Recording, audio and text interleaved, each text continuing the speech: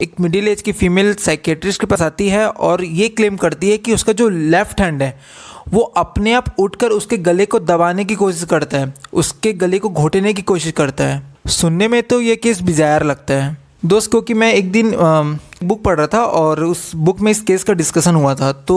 और इस केस को पढ़ते हुए एक थॉट आया और सोचा कि साझा किया जाए सामने। आगे बढ़ने से पहले हम कुछ समझने की कोशिश करते हैं हमारे ब्रेन के बारे में। हमारा ब्रेन दो पार्ट में डिवाइड होता है, लेफ्ट सेरिब्रल हेमिस्फीयर और राइट सेरिब्रल हेमिस्फीयर। और हमारा जो ब्रेन होता है वो कॉन्ट्रालेटरल मैकेनिज्म पे काम करता है, मतलब कि हमारा जो लेफ्ट हेमिस्फीयर वाला जो ब्रेन है वो हमारे बॉडी के राइट साइड को कंट्रोल करता है, और वैसे ही हमारे ब्रेन का जो राइट साइड वाला हेमिस्फीयर का पार्ट होता है वो हमारे बॉडी के लेफ्ट साइड को कंट्रोल करता है। और राइट और लेफ्ट सेरिब्रल हेमिस्फीयर को जोड़ने वाला जो एक बैंड होता है, जो एक फाइबर होता है, जिसको हम कॉर्पस कैलोसम कहते हैं। कैलोसम रिस्पॉन्सिबल होता है हमारे दोनों ब्रेन के पार्ट्स को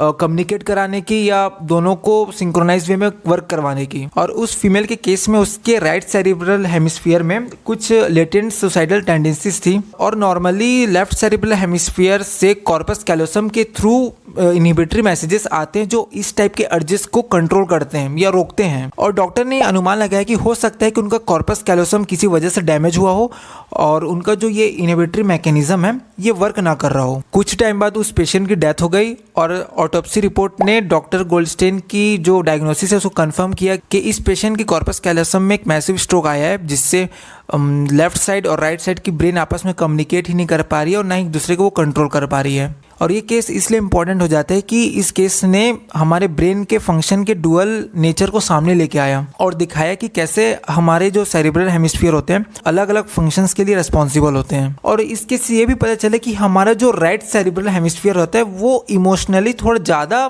वोलेटाइल होता है, जबकि लेफ्ट हेमिस्फीयर ज़्यादा रैशनल होता है। और इस केस को पढ़ते टाइम मुझे ये थॉट आया कि ऐसे केसेस या ऐसे सिमिलर केसेस हमको आसपास देखने को मिलते हैं, और हम कहीं ना कहीं इस केसेस को एक अलग डायरेक्शन में लेके चले जाते हैं ये बोल के कि इस पे तो जादू हो गया है या इस पे कोई जादू टोना भूत पकड़ लिया है वगैरह वगैरह, जो भी हम केसेस सुनते हैं। और इन टाइप्स के केसेस में प्रोफेशनल साइकेट्रिक हेल्प लेकर जिस केसेस को कंट्रोल किया जा सकता था उसके बजाय हम सिर्फ बाबाओं के पीछे जाते हैं और ये सोचते हैं कि शायद इस समस्या का निवारण वो निकाल के दे दें।